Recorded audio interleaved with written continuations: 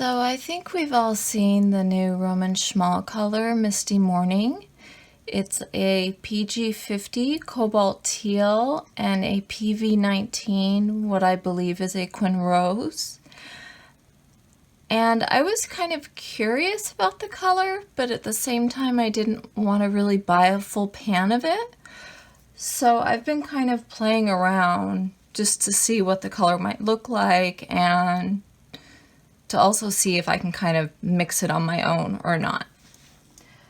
So what I started with here is I used the Vinci Opus, that's their opera, and I used the Turner Turquoise Blue, and this is a PB28, which the cobalt teals can be PB28, PB36, or PG50. So different companies use different pigments, but you get basically the same color. And then the Opus is a PR122, so it's not a PV19, but I was just kind of curious.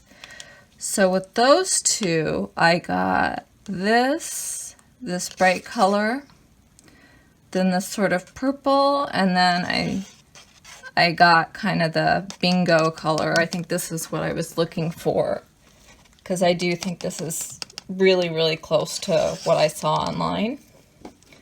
So I'll just show you these a little bit closer.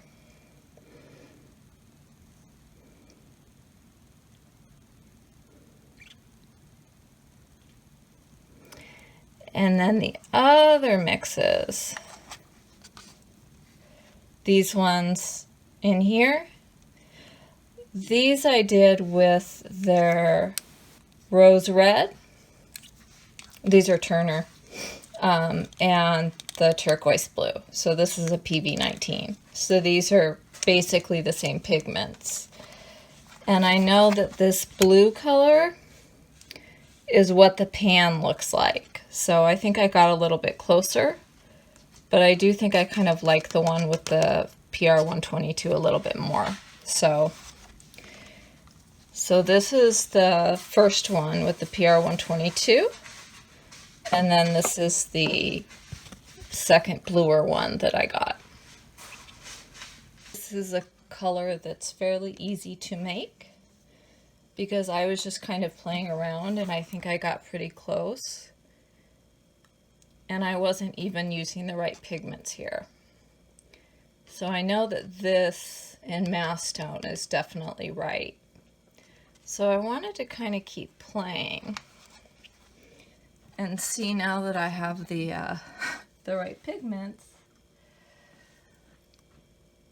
So this one is the one. It starts really blue. Let me make sure this is mixed.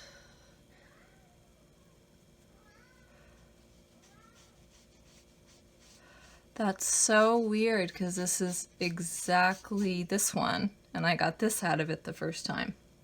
So let me add a little bit more red.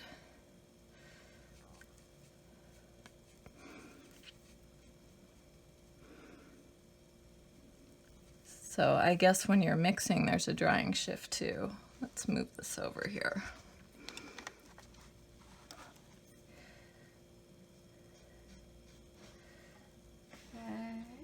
And get some water. Yeah, that looks more like what I got the first time.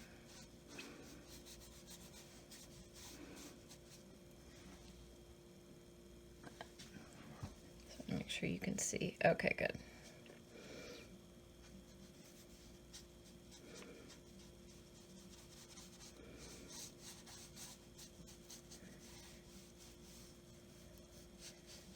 Funny because I really do think that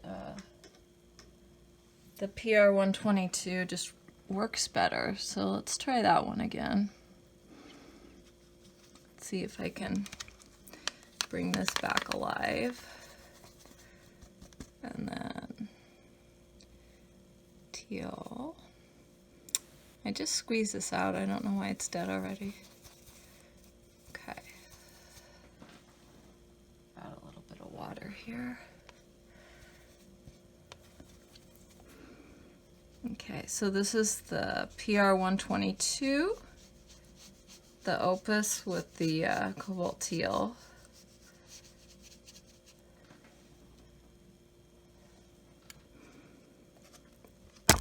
Oops, I'm so sorry.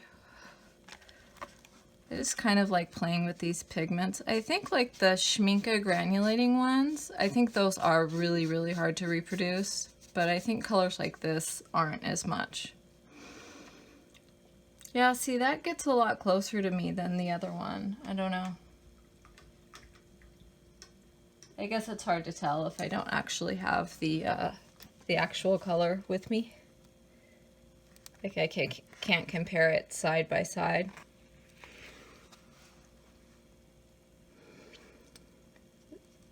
So I only used the PV19 on these right here, the ones that are in that line. Everything else is with the PR122.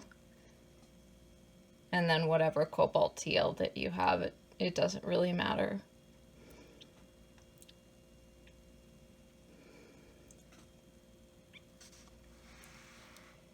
That's what I got. I really do like this last one. I just, I don't know if I see this as being something that I would want to buy, because I don't know if I would use it enough.